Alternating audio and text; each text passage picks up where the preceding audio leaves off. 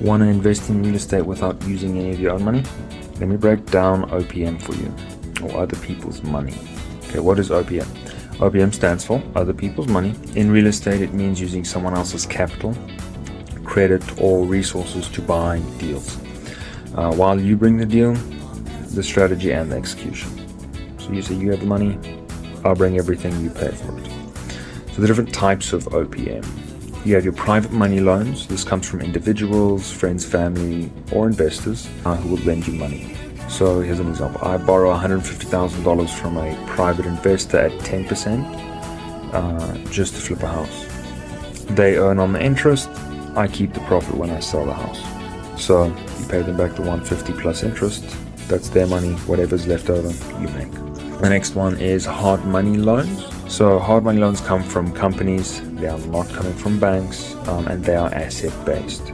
So hard money lender funds 90% of the purchase price on a fix and flip. I renovate the house, I sell it, and then I give them the money back once it's over.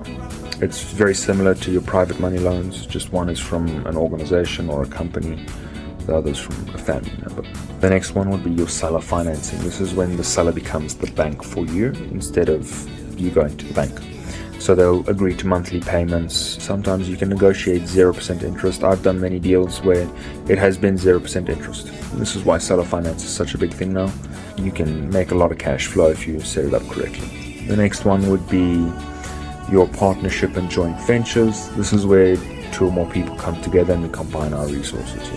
I find and manage the deal, my partner brings the money, and then we split it 50-50. The next one would be syndication. This is where you've got people pooling all their money together to kind of purchase those larger deals. Think of properties that are millions plus. So each investor will put in let's say 50,000 and they'll take a percentage of those earnings depending on how you've got everything set up. One of the last ones would be your subject to. This means buying a property while you're keeping the seller's mortgage existing.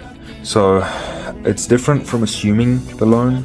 Subject to is me saying, hey, listen, you're trying to sell your house. You recently bought it. If you sell, you're going to lose money on this sale. You're going to have to pay your agent commissions and whatever fees there are.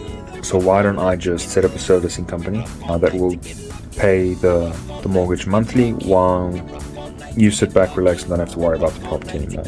If I default on a payment, the property goes back to you within 31 days.